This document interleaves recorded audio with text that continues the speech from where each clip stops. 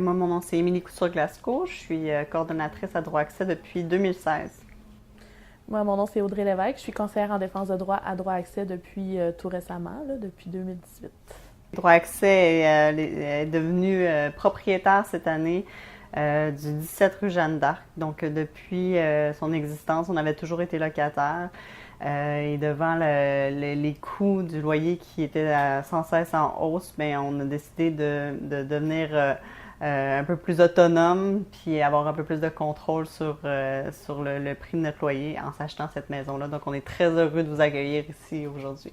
En fait, nous, on a comme mission d'accompagner, d'aider les personnes qui vivent des abus de droit dans la défense de leurs droits. Des personnes qui sont susceptibles de vivre des abus de droit ou qui en vivent, donc des personnes qui ont un problème de santé mentale, que ça soit diagnostiqué ou pas, mais qui sont fragilisées à ce niveau-là. Donc c'est vraiment un mandat, une mission de défense de droit, mais aussi de promotion des droits. Donc, c'est pas juste accompagner les personnes qui vivent des abus de droit pour les faire valoir leurs droits, mais c'est aussi d'aller dans différents milieux puis parler de l'importance du respect des droits. Donc, ça aussi, ça fait partie de notre mission. Puis, en fait, toute la portion santé mentale, on demande pas aux gens ici de nous dire s'ils ont un diagnostic ou pas, ou de nous parler même de leurs problématiques de santé mentale. On leur énonce la mission. S'ils sont à l'aise avec la mission, ben on part du principe que, tu sais, ils cadrent dans notre mission, puis on est là pour eux. Par contre, c'est certain c'est aux personnes qui sont fragilisées par un problème de santé mentale qu'on veut s'adresser parce qu'on juge qu'ils sont plus susceptibles d'être lésés dans leurs droits. Donc, on veut quand même avoir cette spécificité-là, mais on est très ouvert dans la notion de ce qu'est un problème de santé mentale. Puis on part du principe que quiconque vit un abus de droit va être déstabilisé au niveau de sa santé mentale. Ça peut être de vivre de l'anxiété, ça peut être de vivre de la dépression. Donc, on a vraiment un concept large de la santé mentale, puis on considère que quiconque, à travers sa vie, va passer par des moments plus difficiles. Oui, on a des philosophies d'intervention, là, donc ça s'appelle le self-advocacy, fait que c'est vraiment la personne utilisatrice qui est au centre de sa démarche. Donc, c'est vraiment elle qui va faire, tu sais, nous, on va plus être en accompagnement, tu sais, on va l'informer de ses droits, mais c'est elle qui va prendre ses propres décisions. Cette personne-là, c'est elle l'expert de sa situation, dans le fond, c'est pas nous les experts, tu sais. Puis notre but vraiment, là, dans cette approche-là, c'est que la personne fasse des acquis pendant la démarche, puis qu'elle puisse éventuellement faire des démarches par elle-même. Tu sais, dans le fond, c'est drôle à dire, mais notre but, c'est que les gens n'aient plus besoin de nous autres. Tu sais, fait qu'on veut qu'ils développent leur propre autonomie. Puis c'est ça, là, dans le fond, qu'éventuellement, ils peuvent faire des démarches eux-mêmes ou même aider d'autres gens à faire des démarches de défense de droit. On a aussi là, l'éducation populaire, c'est certain. Là, on fait par exemple des cafés échanges, là, fait que c'est des groupes de citoyens, d'utilisateurs de différents services qui se regroupent et qui réfléchissent ensemble, qui partagent sur des problématiques qu'ils vivent là, dans leur vie. Puis qui peuvent réfléchir aussi à des changements qu'ils aimeraient apporter, puis des actions qu'ils pourraient faire ensemble là, pour apporter des changements. Là. On fait aussi des démarches collectives. Donc, si on s'aperçoit que plusieurs personnes viennent nous voir avec la même problématique, on va les amener peut-être, on va leur demander s'ils sont intéressés à faire un groupe de l'intervention systémique aussi. Donc, si nous, on se rend compte qu'il y a des choses qui ne fonctionnent pas au niveau des systèmes, par exemple le système de santé, on va pouvoir essayer de se mettre sur des tables de concertation ou des groupes de discussion, tout ça pour faire changer des choses, peut-être même faire changer des lois pour qu'il y ait un meilleur respect des droits là, des personnes qui sont utilisatrices. Puis finalement aussi, on fait un peu d'intervention proactive. Donc, on va pas nécessairement attendre que quelqu'un vienne nous voir avec une situation. Si nous, on voit qu'il y a un abus quelque part, bien, on va pouvoir agir aussi de notre plein gré, si on veut. Là. Ça, c'est tout le volet intervention, mais au-delà de ça, on agit à plein de niveaux. Hein. On veut pouvoir apporter des changements, oui, au niveau individuel dans la vie des gens, mais aussi au niveau structurel, comme Audrey le disait. Puis ça passe aussi par offrir des formations.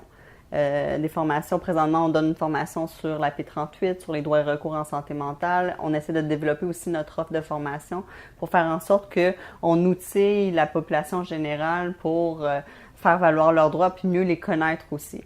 On donne des conférences dans des écoles auprès des futurs intervenants pour qu'eux aussi comprennent mieux c'est quoi les droits qu'ils doivent respecter, qu'ils doivent promouvoir. Donc, de cette façon-là, on trouve qu'on agit en amont on agit en amont en faveur d'un meilleur respect des droits, dans le fond. Puis on a tout l'aspect relations médiatiques, on va réagir dans l'actualité, on va prendre position, on va aussi intervenir auprès des institutions pour faire avancer les dossiers, pour améliorer les pratiques, par exemple dans le réseau de la santé et des services sociaux. Donc, on agit au niveau politique.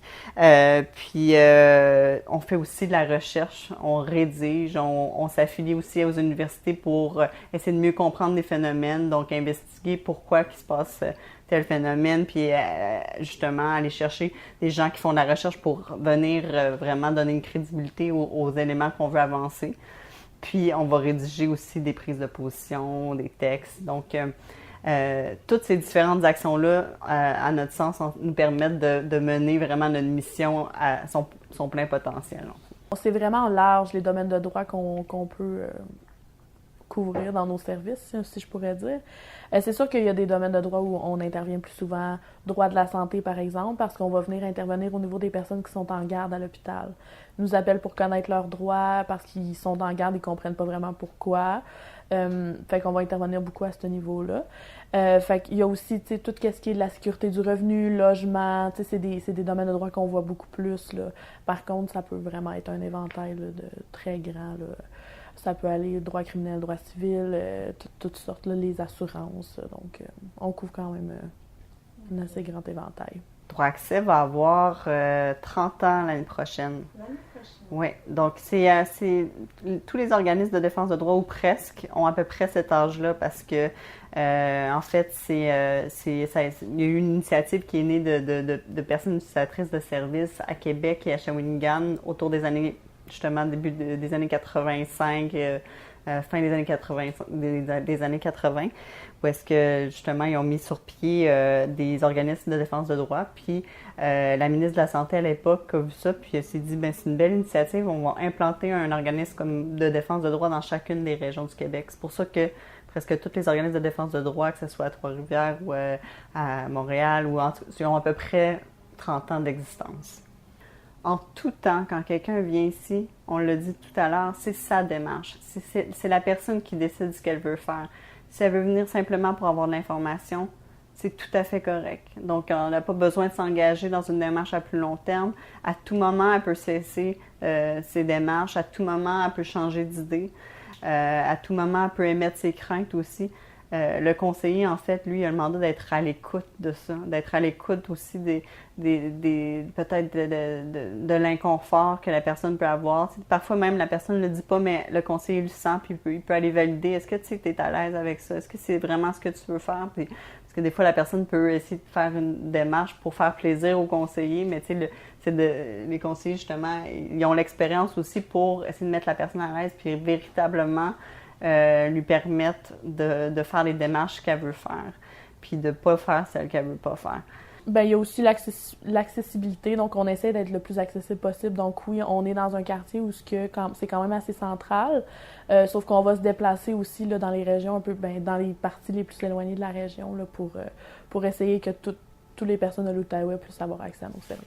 On considère que la question du respect des droits est essentielle, indispensable au rétablissement. Donc, on ne peut pas l'évacuer. C'est important non seulement de respecter les droits de la personne, mais aussi de valoriser la question du respect des droits. C'est de dire que on espère, quand je parle d'instaurer une culture de droit, c'est que dans le réseau de la santé, que ça ne soit pas perçu comme une menace, la défense des droits. Que ça ne soit pas perçu comme une menace de l'ordre établi, mais que ça soit perçu comme quelque chose de crucial, justement, dans le mieux-être d'une personne.